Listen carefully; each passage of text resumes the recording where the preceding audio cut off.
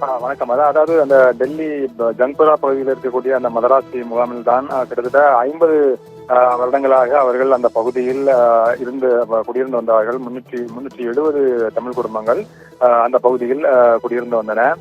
இந்த நிலையில்தான் அவர்களுக்கு ஒரு பேர் அதிர்ச்சியாக கடந்த இந்த மாதம் 1ஆம் தேதி அந்த குடியிருப்புகளானது இடித்து தரைமட்டமாக்கப்பட்டன டெல்லியில்.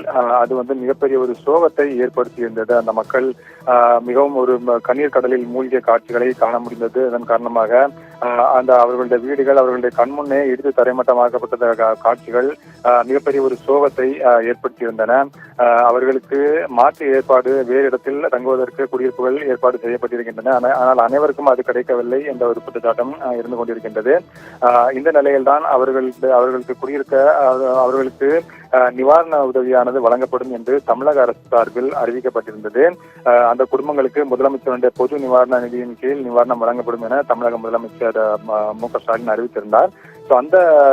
அதன் அடிப்படையில் தற்பொழுது அந்த நிவாரண உதவி வழங்கும் பணியானது தற்பொழுது டெல்லியில் உள்ள தமிழ்நாடு இல்லத்தில் தொடங்கியிருக்கின்றது. இதற்காக அந்த பாதிக்கப்பட்ட அந்த தமிழ் குடும்பங்கள் இன்று காலையிலிருந்து டெல்லியில் இருக்கக்கூடிய தமிழ்நாடு இல்லத்தில் அவர்கள் வருகை தந்து தங்களுடைய பெயர்களை அனைத்துமே பதிவு செய்து கொண்டார்கள்.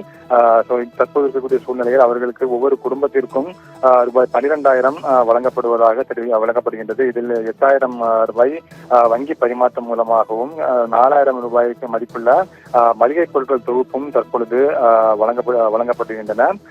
டெல்லியில் கூட தமிழ்நாடு இல்லத்தில் தமிழக அரசு சார்பில் இந்த நிவாரணமானது வழங்கப்பட்டிருந்தது. தமிழக சிறுபான்மை நலத்துறை அமைச்சர் எஸ்.எம். நாசர் இந்த நிவாரண தொகுப்புகளை பாதிக்கப்பட்ட மக்களுக்கு வழங்கியிருக்கின்றார். தற்பொழுது கிட்டத்தட்ட 150க்கும் மேற்பட்ட அந்த தமிழர்கள் அங்கு வந்து இந்த நிவாரண உதவியினை பெற்றுக் கொண்டிருக்கின்றார்கள். தொடர்ந்து கடைசி அனைத்து தமிழர்களுக்கும் பாதிக்கப்பட்ட அனைத்து தமிழர்களுக்கும் இந்த நிவாரண உதவி கிடைக்கும் வரை அந்த முகாமானது நடத்தப்பட்டு அந்த நிவாரண உதவியானது வழங்கப்படும் என்று தமிழக அரசு சார்பில் டெல்லியில் இருக்கக்கூடிய அந்த தமிழ்நாடு இல்ல அதிகாரிகள் தரப்பில் இந்த தகவலானது தெரிவிக்கப்பட்டிருக்கின்றது தற்பொழுது.